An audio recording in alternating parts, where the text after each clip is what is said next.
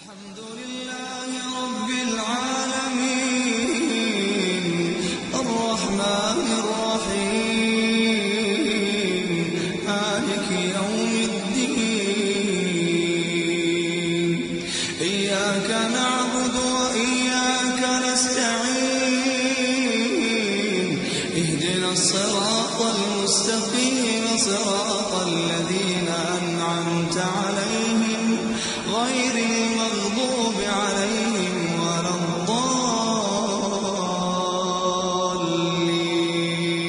الضالين آمين. الحاقة ما الحاقة وما أدراك ما الحاقة كذبت ثمود وعاد بالقارعة فأما ثمود فأهلكوا بالطاغية وأما عاد فأهلكوا بريح صرصر عاتية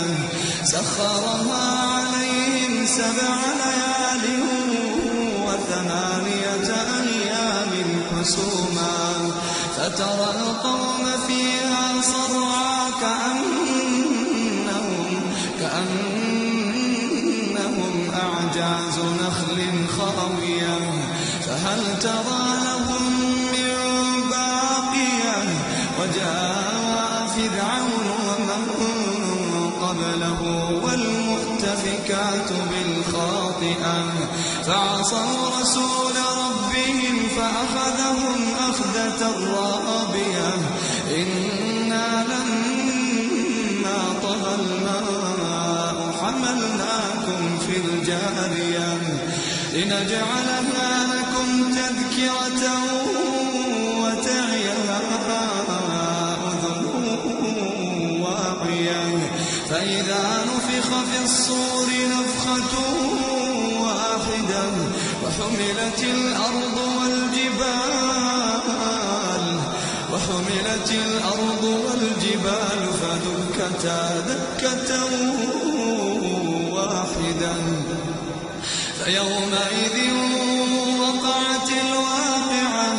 وانشقت السماء فهي يومئذ واهية والملك على أرجائها ويحمل عرش ربك فوقهم يومئذ 8 يومئذ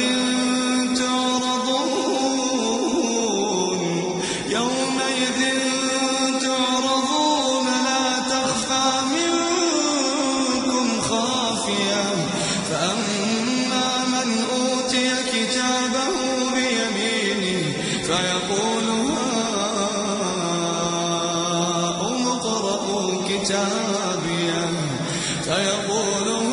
هاؤم اقرءوا كتابيه إني ظننت أني ملاق حسابيه فهو في عيشة راضية في جنة عالية قطوفها دانية كلوا واشربوا هنيئا بما أسلفتم في الأيام الخالية وأما من أوتي كتابه بشماله فيقول يا ليتني لم أوت كتابيه ولم أدر ما حسابيه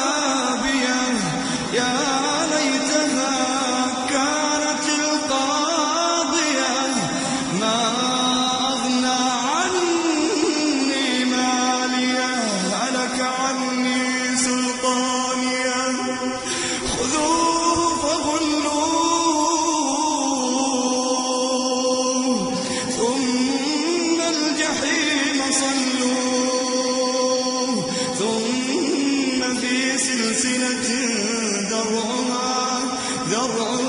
70 ذراعا فاسلكوه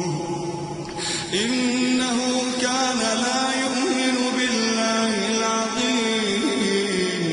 ولا يحض على طعام المسكين فليس له اليوم هاهنا حميم ولا طعام إلا من غسلين لا يأكله إلا الخاطئون فلا أقسم بما تبصرون وما لا تبصرون إنه لقول رسول كريم وما هو بقول شاعر قليلا ما تؤمنون ولا بقول كاهن قليلا ما تذكرون تنزيل من رب العالمين ولو تقول علينا بعض الأقاويل لأخذنا منه باليمين ثم لقطعنا منه الوتين فما منكم من أحد عنه حاجزين وإنه لتذكرة للمتقين وإنا لنعلم أن منكم مكذبين وإنه لحسرة على الكافرين وإنه لحق اليقين فسبح باسم ربك العظيم